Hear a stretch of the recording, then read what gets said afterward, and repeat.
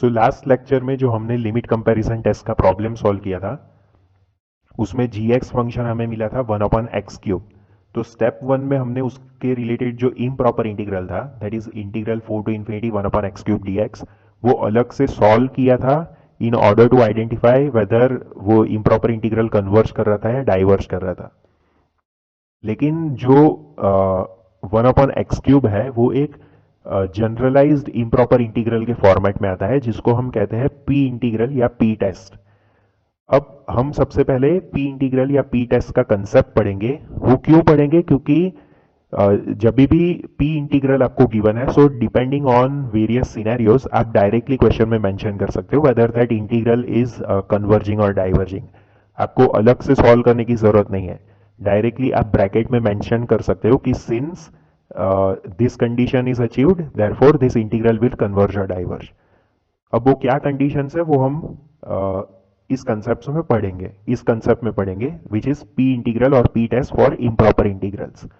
अब P integral होता क्या है वो पहले देख लेते हैं। So P integral refers to improper integral of the form integral A to infinity 1/x to the power p dx where p is greater than 0 यानी कि x to the power p power जो है x का that is greater than 0 and a is greater than 0 that is lower limit of integration. और ये जो improper integral है वो कॉमनली यूज किया जाता है लिमिट कंपैरिजन टेस्ट में, डायरेक्ट कंपैरिजन टेस्ट में एंड कन्वर्जेंस एनालिसिस में। मतलब वही वाले क्वेश्चंस की test the convergence of the given improper integral. अभी इसका मेन रिजल्ट क्या होता है वो पहले मैं आपको बता देता हूं। So integral A to infinity 1/x to the power p dx ये कन्वर्ज करेगा if p is greater than 1 यानी कि x की पावर p जो है वो ग्रेटर देन 1 हो तो ये इम्प्रॉपर इंटीग्रल कन्वर्ज करेगा, और पावर p जो है वो लेस देन इक्वल टू 1 है तो वो डाइवर्ज करेगा। अब ये क्यों होता है वो हम प्रूव करेंगे स्टेप बाय स्टेप। नाउ सबसे पहले we begin with the integral. So 1/x to the power p को मैंने x to the power minus p लिख दिया है। So it will be integral a to infinity x to the power minus p dx। अब upper limit हमें infinity given है तो अपर limit की जगह पर हम b मेंशन कर देंगे और बाहर लिख देंगे limit b tending to infinity. So it will become limit b tending to infinity integral a to b x to the power minus p dx। अभी इसमें दो केसेस आएंगे। सो केस 1 हम लेंगे कि p is not equal to 1, मतलब जो x की पावर है p उसकी वो 1 नहीं है, p is not equal to 1। तो सबसे पहले हम x to the power minus p को इंटीग्रेट करेंगे। तो उसका इंटीग्रेशन क्या होता है हमें पता है, x power minus p plus 1 upon minus p plus 1, और माइनस p प्लस 1 को हमने 1 माइनस p लिख दिया है। So x power 1 minus p upon 1 minus p।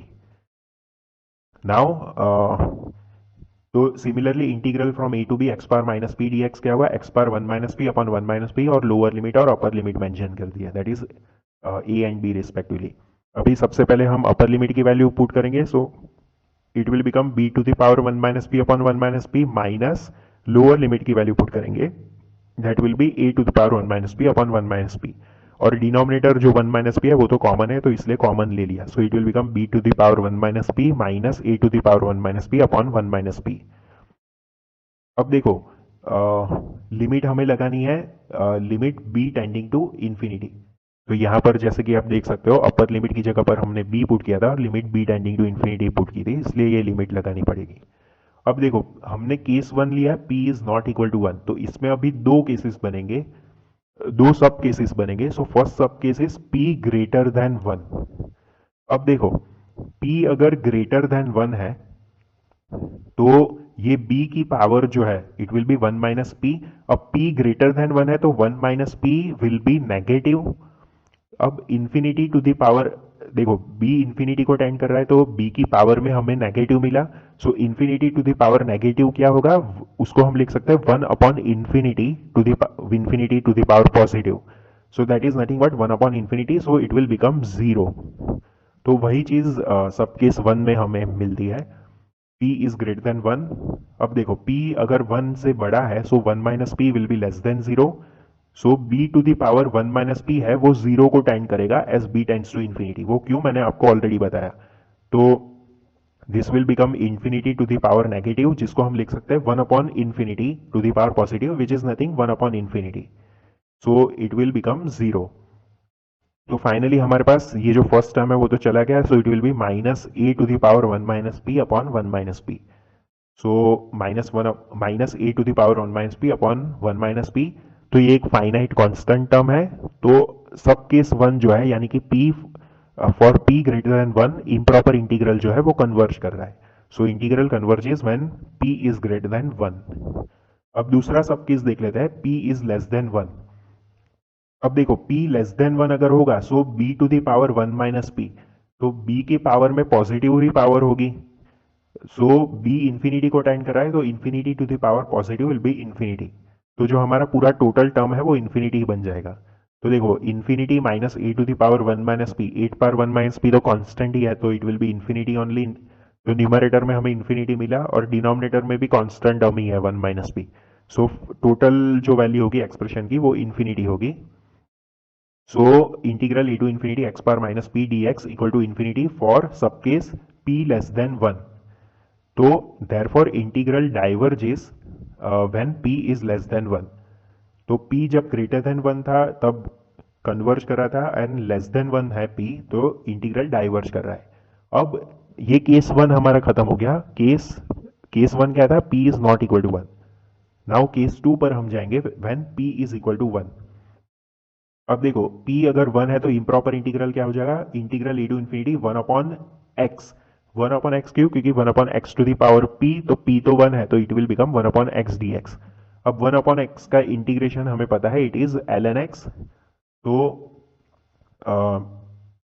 ln x है, तो हमने क्या किया, अपर लिमिट की जगह पर b पुट किया था और बाहर limit b tending to infinity put किया था. अब ln x में हम पहले अपर लिमिट की वैल्यू पुट करेंगे that is b, so it will become ln b minus lower limit की वैल्यू पुट करेंगे that is a, that so it will become ln a. सो ln b minus ln a को क्या लिख सकते हैं, so ln b by a.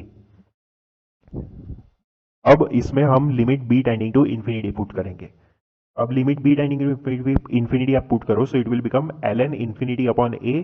अब a constant है, so it will become ln infinity. अब ln इंफिनिटी जो है वो इंफिनिटी होता है हमें पता है. So p is equal to 1 के केस में भी इम्प्रॉपर इंटीग्रल जो है वो डाइवर्ज कर रहा है. So the integral diverges when p is equal to 1. तो ये सारे केसेस हमने देख लिया. अब समरी देख लेते हैं हम. So integral a to infinity 1 upon x power p dx, जिसको हम p इंटीग्रल या p टेस्ट कहते हैं, तो it behaves as follows as the value of p changes. तो देखो p ग्रेटर देन 1 पे तो हमने देख लिया था कि इट कन्वर्जेस. फिर p इज इक्वल टू 1 में डाइवर्जेंट बिहेवियर था. फिर p less than 1 and greater than 0, इसमें भी डाइवर्जेंट बिहेवियर था.